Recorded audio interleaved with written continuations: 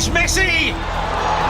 It is the cleanest of clean finishes from the best on the planet. It's time for the biggest sports stories. Liverpool, the champions of Europe, on top of the world. The biggest interviews. That such a great spectacle is ruined by such thuggish behavior. And all the analysis right here. He's the one player that has the arrogance to think that he can play in any stadium in the world and any pitch in the world in front of any player in the world and take them on.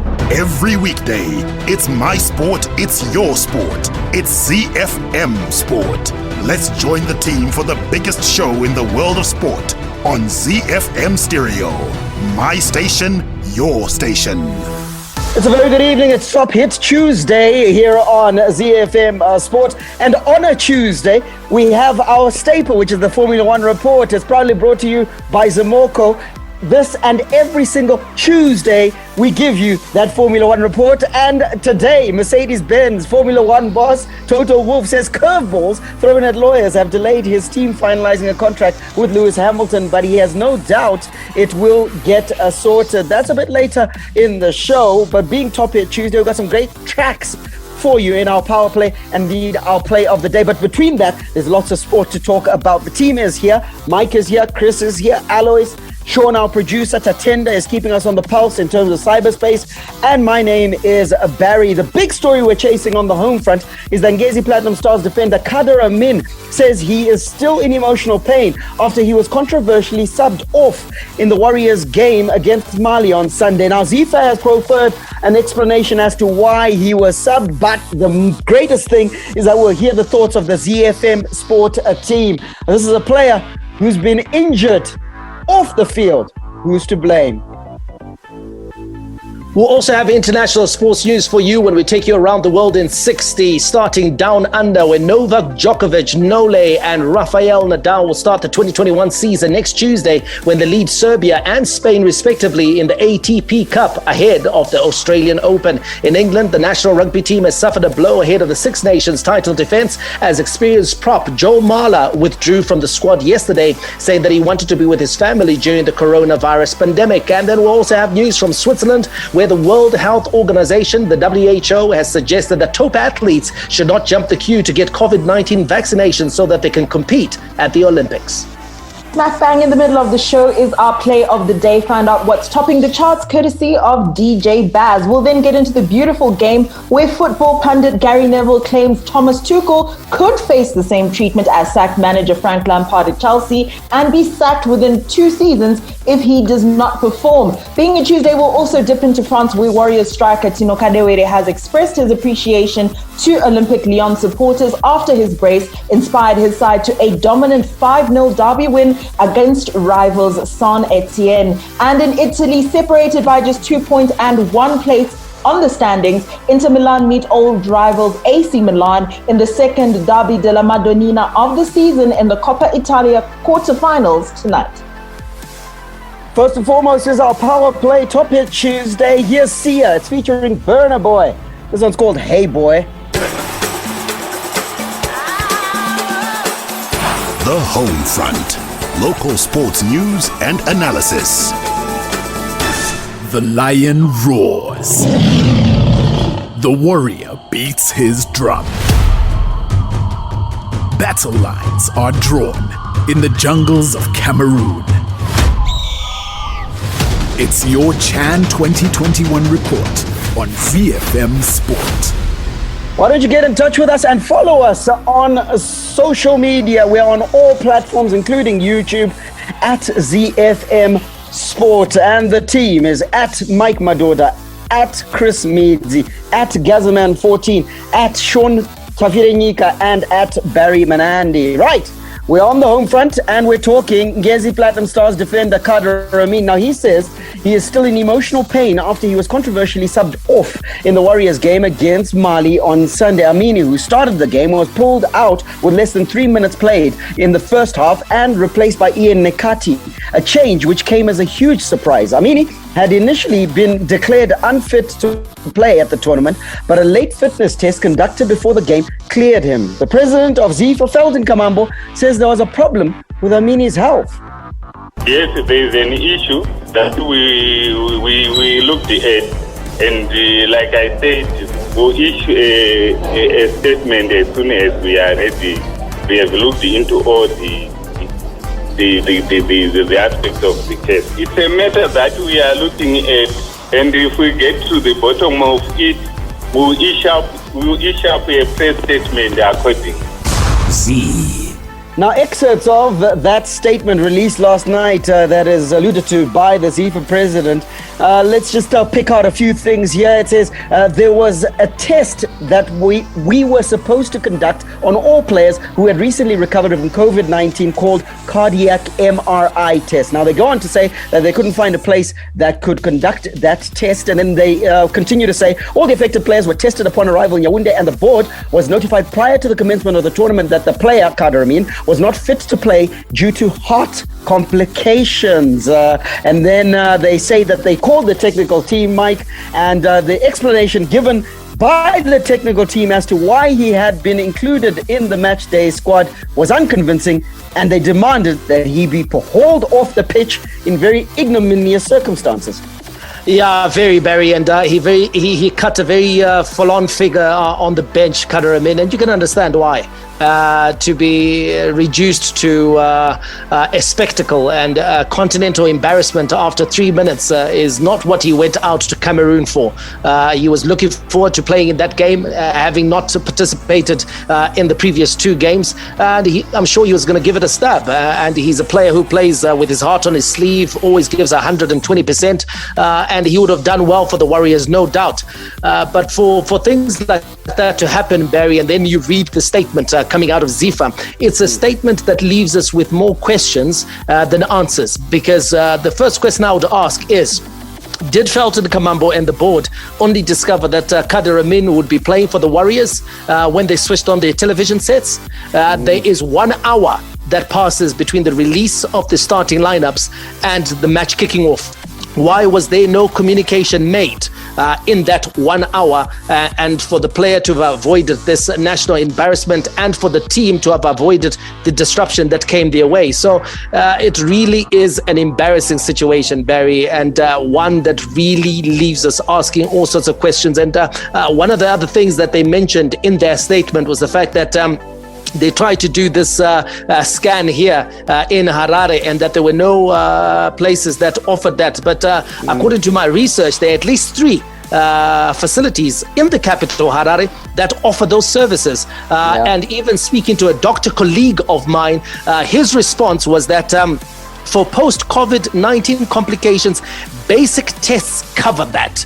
So he too is skeptical and doesn't believe what's coming out of ZiFM. Like I said, more questions than answers are coming out of the statement they released late yesterday. Yeah, and Mike is absolutely right, Alois. More questions than answers. And another thing that Mike points out is that Qadir plays with his heart on his sleeve. Now, ZiFM is claiming that that very heart is what is at the heart of the matter, that he was unable to carry on because he has a heart issue. Now, what we don't know is whether the heart issue was as a result of the COVID-19 infection and was a symptom that was ongoing, or whether this was a pre-existing condition that now needed to be monitored. Besides the fact is that they pulled him off, and it was incompetent of ZiFM to make a call to the bench when the game had already begun, yet the team sheets had been released. Mike is absolutely correct, you got to say. Yeah, you're 100% because when you look at the situation, why did we wait for the game to start? Remember, we talked about it. The team is on the even warm up. You will see the team. You will see the team warm up. You can already see that he is there, because a player that is not supposed to play must not dress. He was not even supposed to be dressed, because we saw him, during warm up he was already dressed. When we saw him getting dressed, like you were saying, when the team sheet was written, team sheet didn't know what time, 2 hours before the match, 2 hours, 3 hours before the match. It's released an hour before. An hour before the kickoff, yes, but we would have written it already. So I don't really understand why we had to wait until the game. The story is not complete. I'm sure when we have a full report, of what exactly transpired. That's because right now you hear something like this happens, but when we have the full report, but still, the big question is, how did the player dress? Got onto the field, warm up, and 3 minutes, akatonoro free kick, akatonoro free kick. And you know what, Alois? Let me just jump in there and say that even before we get to the issue of him actually limbering up before the game for the Warriors, we got to ask the question, why was he asked to train? Why was he training? Why was he in camp? Players put in more physical work during training than they do on match day. So if the player was fit enough and healthy enough to train, surely he was fit enough and healthy enough to play on the given day. And what's made Felton Kamambo or any of the guys that are sitting on the ZiFM board, medical officers, are they qualified to make that call? Yeah. Was his selection passed by the team doctor? Was it sanctioned by the doctor who's in charge of making that call? If the doctor gave the thumbs up, what makes Felton Kamambo, who's probably sitting in on his rusty dusty here in Zimbabwe and is not even in Cameroon, what gives him the right to make that call? And you see, the thing is that we get news that there was a late fitness test conducted on the player because he was obviously coming out of COVID-19 and needed to be protected. But the late fitness test, Chris, cleared the player to play. Now, this late fitness test was conducted by the team doctor, Dr. Kolani Ndlovu. It was conducted by the technical team, and they all said that the player was ready to play. Now, how does a whole ZiFM president who is not at the site, and I'm not saying that he doesn't have the cardiac issue, he probably does, but there are individuals on the ground, you'd like to believe, who are assessing the situation and saying this player can play. The player was probably able to play. This reeks of a lot of... First of all, mismanagement in this organization on the part of ZiFM as a whole, but also when it comes to Felton Kamambo possibly making that call according to some of the reports that are coming out, your tentacles are reaching too far. The whole point of having a technical department, the whole point of having medical staff, actually you pay these people to do a job, and that's the job that they have done. So if they have made a decision to say that this player is able to play, they are fit enough, there's no harm to the player, why would you then go onto a continental stage? I think sometimes we underestimate just how many eyes are on this thing. This is a continental stage where you go and essentially pull a player out after a couple of minutes, embarrassing him, embarrassing the team as a whole, and embarrassing the country. Because what exactly are you saying in terms of a player going on and coming off right after? So just there's a lack of respect for me, for the tournament as a whole coming out of the... Mike, I want you to now put it into context for us, because somebody's got to carry the can here. And for me, if your technical director, and unfortunately I jumped back onto that, your technical director didn't look at the team sheet an hour, in fact, since it's an internal thing, ZiFM should have probably got the team sheet maybe 2 hours before the fact. If they can look at it and think nothing is untoward, and the player goes and warms up and actually goes out, national anthem, and plays for 3 minutes, who carries the can here? Barry, this is more than a can. This is a whole drum, and they're going to have to lift this load as a team. So you've mentioned the technical director. He shares in the responsibility. The team manager as well, the general manager of the Warriors, Wellington Mpandare, he shares in the responsibility. The team doctor, Kolani Moy, he shares in the responsibility. Logarisic himself, as the head of the technical department of the Warriors, he also helps carry the responsibility. Why, Barry? Because surely there should have been, at some point, someone who would have lifted the red flag. Yeah. So it should have started, Barry, with the technical director, who should have said, hang on, guys, okay, we've got Qadir Amini, and there has been a red flag around his health that has been raised. Have we gone through the necessary procedures for this player to be participating in any way out in Cameroon? He should have been the first one, because he's in charge of the national team. And then after that, Wellington Mpandare, as the general manager, as the manager right now of the Warriors, should also have done the same. To say, hang on, guys, this player shouldn't be available for selection.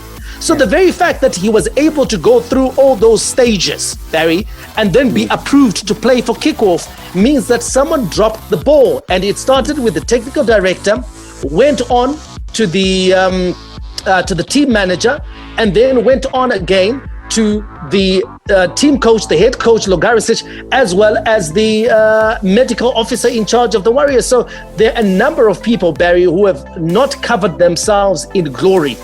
But again, I go back to the question, why was he allowed to train?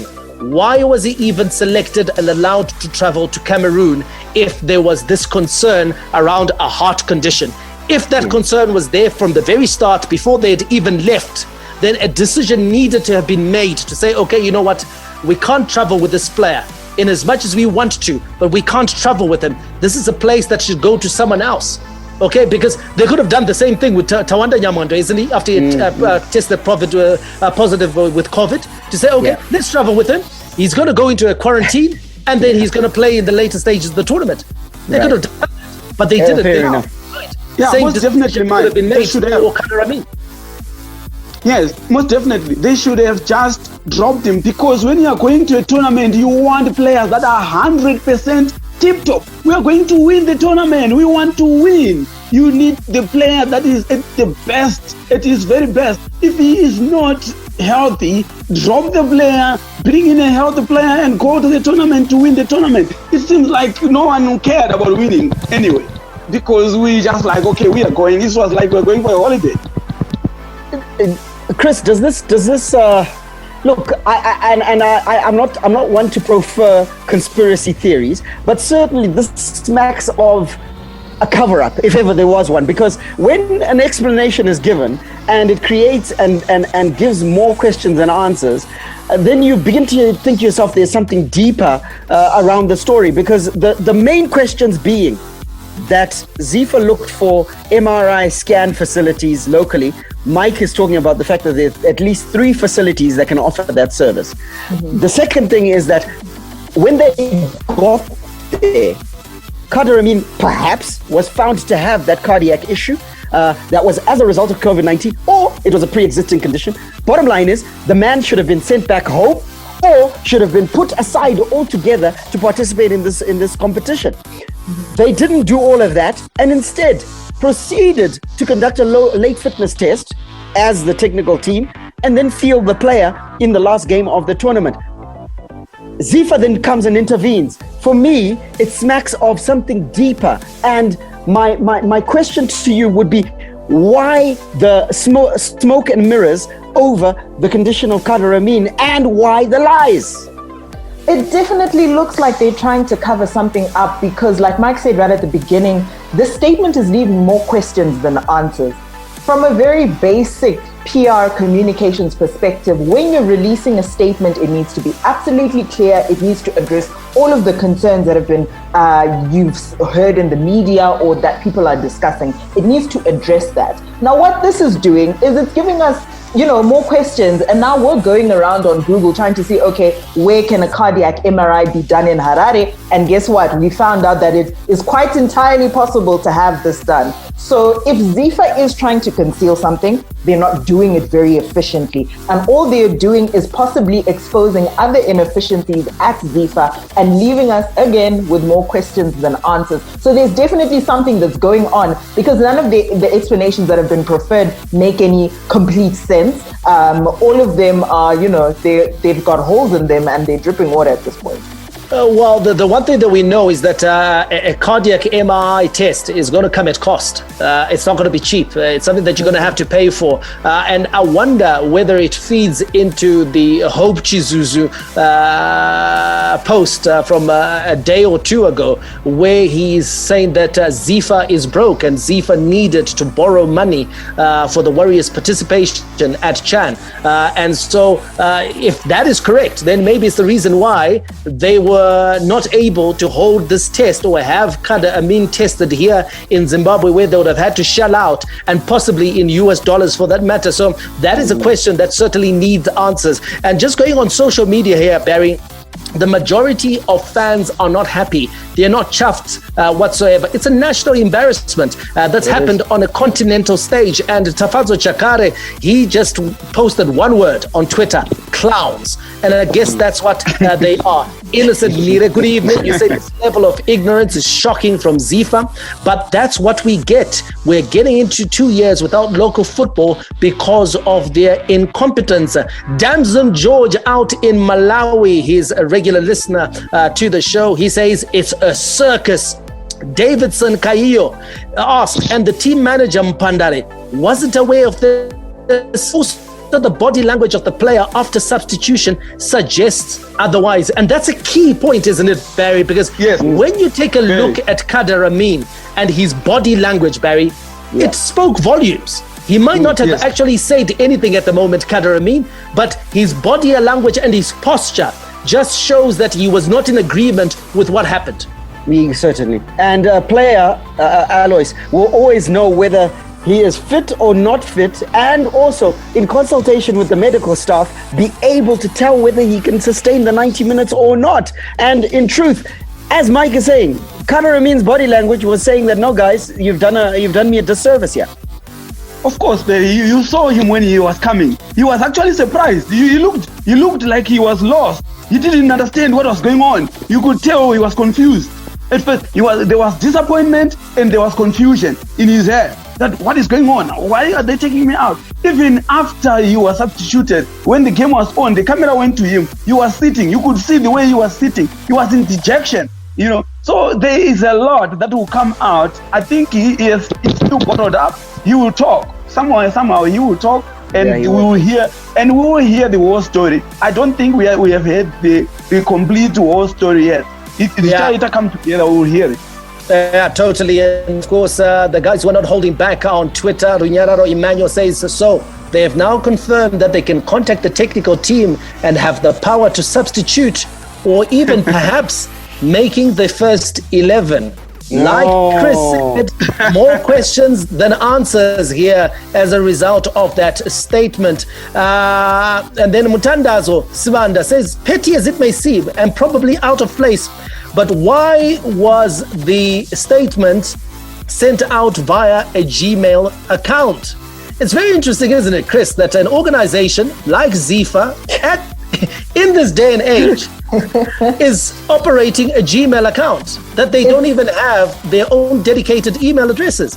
It's concerning that an organization such as ZiFM of that magnitude, I don't think they take themselves seriously enough if they're operating out of a Gmail address. Because first of all, that already, for me as a digital person, all I'm thinking about now is concerns around privacy, around information, around ZiFM's data. And they're sharing that willy-nilly with Google and all of the other plugins that will be available there as well. So it's concerning that because look, come on, how much is a domain going to cost? $40 a year, and ZiFM is not willing to make that spend just to have a dedicated domain.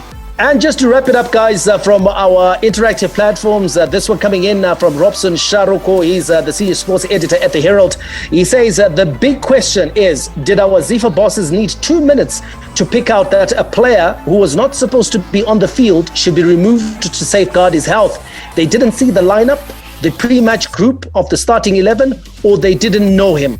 For him to be picked for the match, it means he was training. Does that mean he was healthy enough to train and not healthy enough to play the game? Something just doesn't add up with this statement. It brings in more questions than answers. And that seems to be the universal view of everyone who has seen the statement, heard of this statement, read this statement, or had any interaction with this matter. More questions than answers. Well, you can be assured of one thing. Here on ZiFM Sport, we'll give you the answers as they come through, and we'll ask those difficult questions that need to be asked. As for Qadir Amini, when his emotional state calms down, I wouldn't blame him if he decides that he's not going to play for the nation any longer. We hope not, because he's a quality player, but we hope that this situation will be managed. Hi, this is Benjamin Locke. I'm on the Zimbabwe Davis Cup team, and you're listening to ZiFM Sport. Right, let's give you the rest of your local sports news roundup, starting with tennis, where it's going to be a while before Zimbabwe hosts China in the Davis Cup World Group 2 tie after it was postponed for the second time. Zimbabwe were preparing to host China in March, but the tie is now expected to take place in September at Harare Sports Club. The World Group 2 ties were initially scheduled for last September before they were moved to this year following a review of the considerable logistical and regulatory challenges due to the coronavirus pandemic.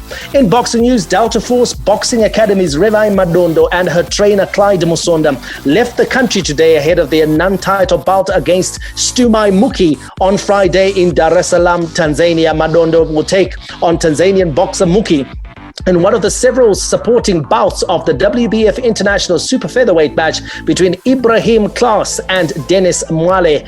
Dubbed the Rumble in Dar, Madondo, who turned professional in 2017, got a boost after some local business people came on board to help her with her preparations. We wrap it up with motorsport news, where Redline Motorsport Adventures is partnering with former World Rally Championship driver and Dakar Rookie of the Year Conrad Rautenbach of Zimbabwe for the 2021 South African Cross Country Championship. Rautenbach is an experienced driver who made his junior World Rally Championship debut in 2004 in Monte Carlo and was a regular podium finisher over the following seasons.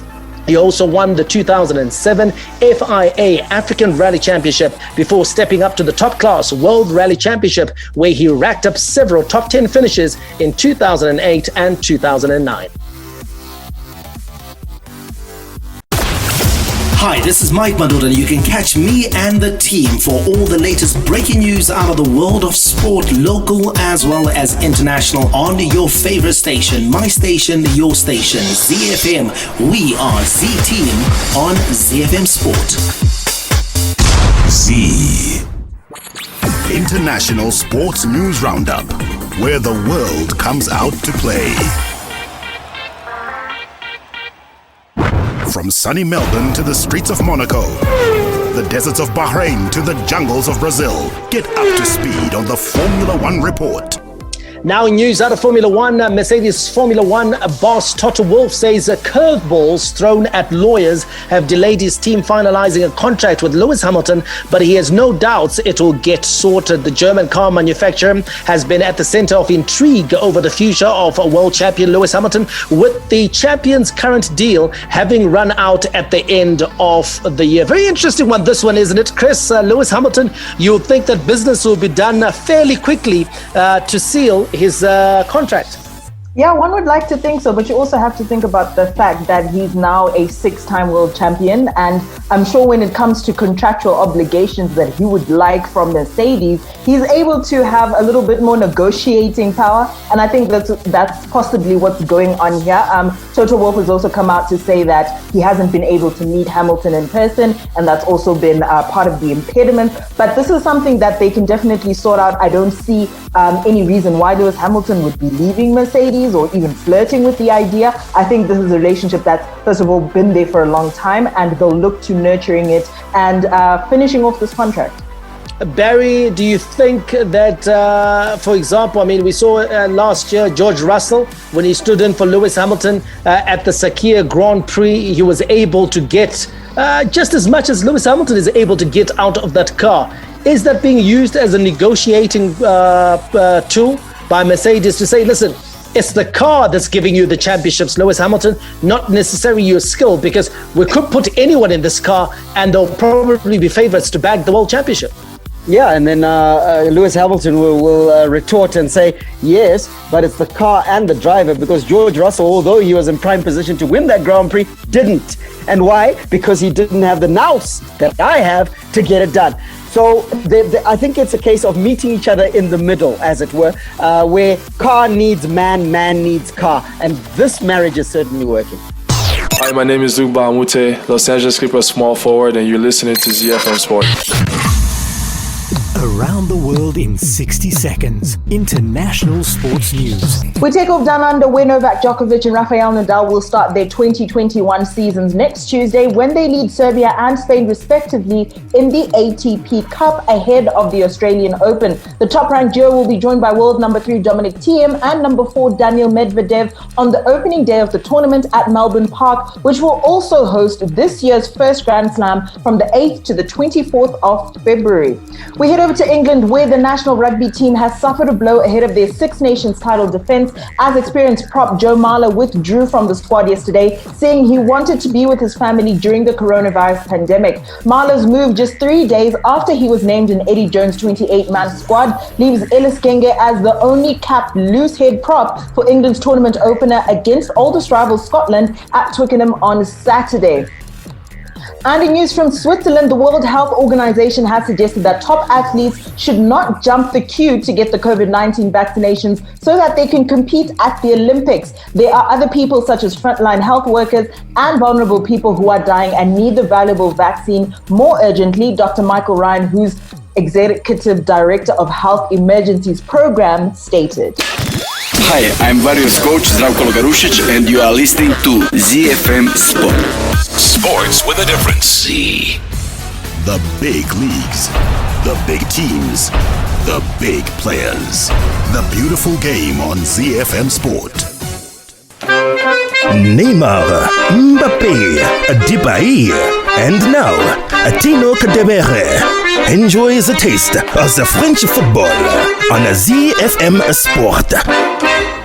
This is ZiFM Sport. Don't forget our WhatsApp platform 0731168045. Let's keep it interactive. It's a Tuesday, so of course we'll start off in France. Warrior striker Tino Kadewere has expressed his appreciation to the Olympic Lyon supporters after his brace inspired his side to a dominant 5-0 derby win against rival Saint-Etienne on Sunday evening. After rising from the bench to score another memorable double when the two sides faced each other in November, Kadewere was the hero again after scoring a goal in each half to take his season tally to 9 goals. Barry, if you take a look at what he said in the post-match interviews, that he's happy, he's won it for the supporters, he's really managed to immerse himself in this team and also to endear himself to the fans, and you can see it in the way he speaks about the club now.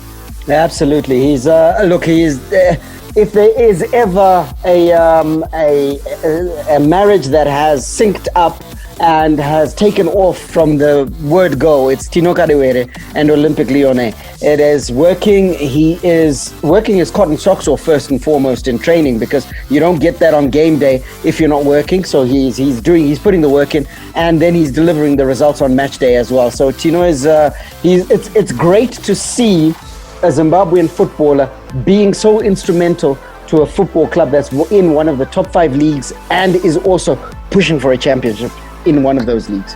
So definitely, but he's had a bit of a small speed bump, Mike, where the last time he had scored was before Christmas, and then he managed to score in this particular match.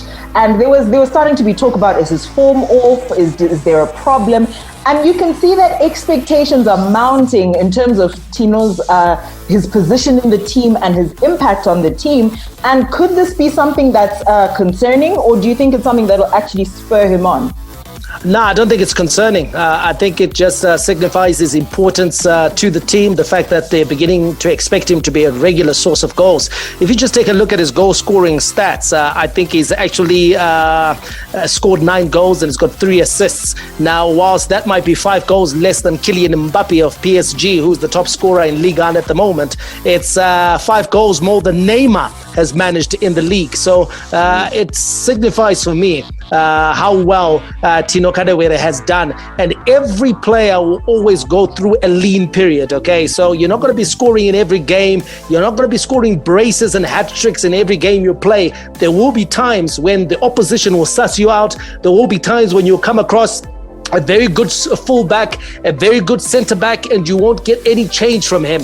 But let's judge Tino Kadewere by the form that he exhibits over the course of an entire season. Right now, they're at the halfway mark in France, and you've got to say that he's one of the top performers in a league where he was expected to be a bit part player. And just quickly, Alois, taking a look at his performances in France, he cemented himself in this team. He's one of the best players in Ligue 1. Do you see him staying in France for long, or do you more likely see a move to Spain or to England, for example? Now, I actually think that it now depends on who is handling him and what kind of advice he is getting. But as far as overtures are concerned, he is definitely getting the attention of the teams that are in the big leagues somewhere else. Germany, Spain, England, they are already looking. I can promise you that they do. I heard the comment, Benzema passed the comment about him as well. He tweeted and said, keep doing what you're doing. And it means that they're already noticing him at Real Madrid. If they can be noticing him at Real Madrid, it means that in Spain they are noticing him. But it depends with who is handling him, because there's a school of thought that Lyon is also a big team, so he can stay at Lyon. But if it was me, I would say that he should move to a bigger league, England or Spain or even Italy. If the offer comes, he should. And I see it happening, he should move. And this is actually the way that he should actually climb up the ladder. He is not there yet. I can see that there is potential for Tino to actually go a step higher. And I think the timing of any potential move is going to be crucial. You don't want to make the move too soon, but you also don't want to miss out on opportunities. And I think whilst he's enjoying a good run, I think he should be at least willing to say, you know what, if Lyon qualify for the Champions League, which they look set to do, because they're in third place at the moment, and they're sort of like, 4 points clear of AS Monaco, who are in fourth place. If they're able to land Champions League football, I think he's better off negotiating for improved terms on his contract whilst he's still at Lyon, and then giving Lyon another dance next season, before then trying to engineer a move to a tougher league, because it can be a lot tougher out there, make no mistake about it. Going to the Bundesliga won't be easy.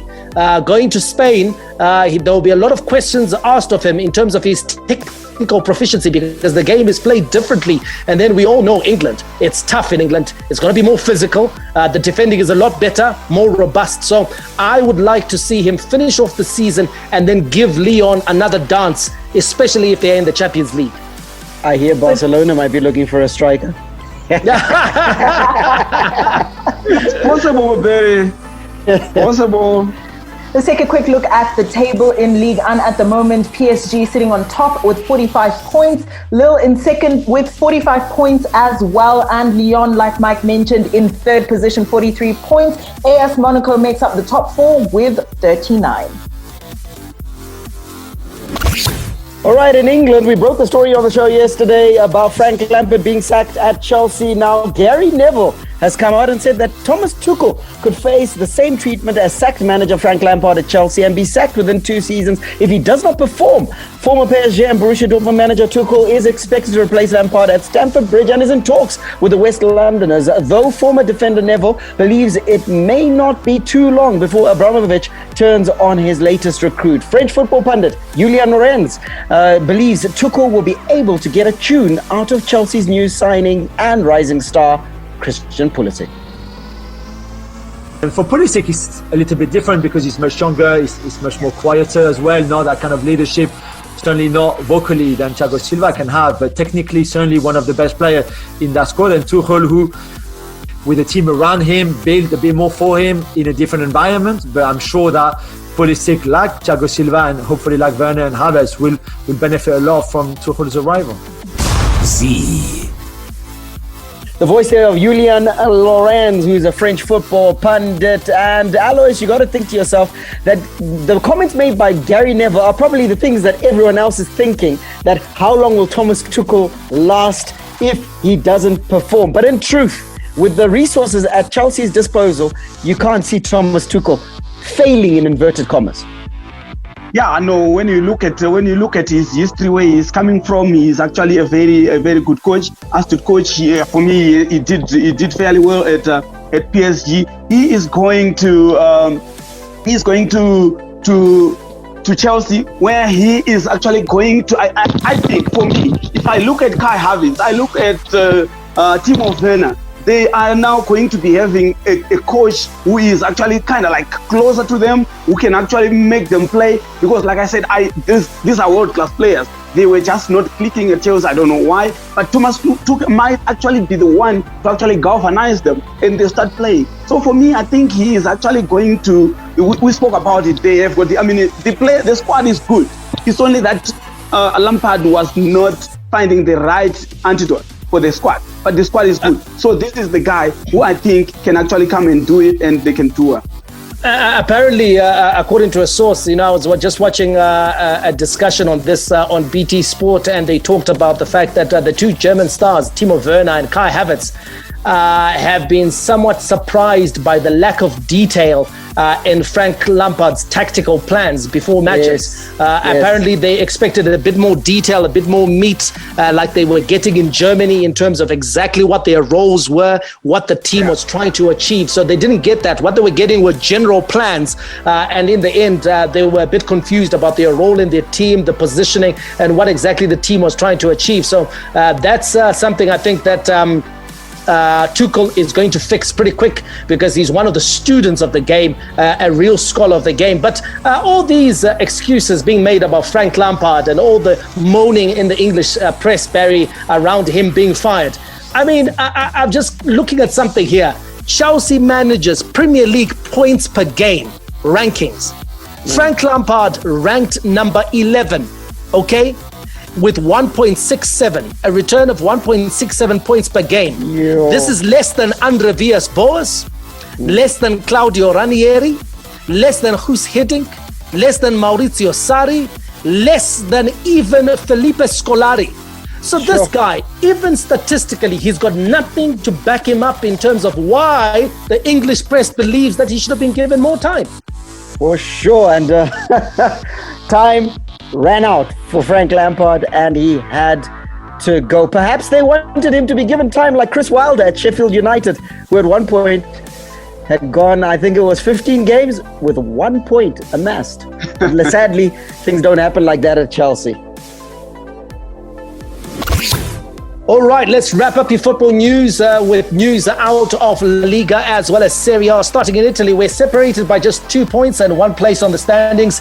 Internazionale meet old rivals Milan in the second Derby della Madonnina of the season in the Coppa Italia quarterfinals tonight. Crowned winter champions despite a desperate 3-0 defeat to Atalanta at the weekend. League leaders Milan continue their quest for a sixth Coppa Italia trophy against their old foes at the San Siro. Should be a good game, that one, with both teams having lost their way over the last couple of weeks. They'll be looking to get some sort of joy in the cup competitions. Over to Spain, where Real Madrid will step up their mission to sign Kylian Mbappe from PSG after the France star spoke candidly about his future. However, the Bernabeu Giants could find themselves constrained by costly stadium redevelopment plans and a sharp fall in revenue amid the COVID-19 pandemic, meaning players will need to be sold to afford Mbappe. And Mbappe, I can assure you, will go for nothing less than a world record fee.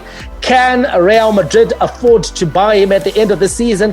I don't think so. I think the stadium is a priority, and no doubt hanging on to some of their best talent will also be a priority. So I don't expect any big spending from the Spanish giants, Real Madrid or Barcelona. And if Kylian Mbappe is to go anywhere, I fancy it could possibly be England, somewhere in the northwest. Will he wear red? Will he wear blue? Or will he wear red, white and black? That is the only question I think that will need to be answered. Yes, certainly. Kylian Mbappe and his movements will keep you appraised what happens there. Tonight, if you want to watch some footy, there is some on your screens. Of course, there's Premier League action. Crystal Palace taking on West Ham United, and then Newcastle will take on Leeds. Those games kick off at 8 p.m. local time, and then your 10:15 kickoffs. The pick of the fixtures has got to be Southampton hosting Arsenal on the South Coast, and then it is West Bromwich Albion who will host a runaway Manchester City, who are on a good run of form. In Chan action tonight, Uganda takes on Morocco, while Togo is versus Rwanda. Both games kick off at 9 p.m. Remember, Democratic Republic of Congo and Congo Republic qualified for the quarterfinals yesterday, courtesy of victories over Libya and Niger, who both go home. We're out of time on the show. We're back tomorrow for Wacky Wednesday. Don't miss it. May God richly bless you. That's my story, and I'm sticking to it. Manande, out.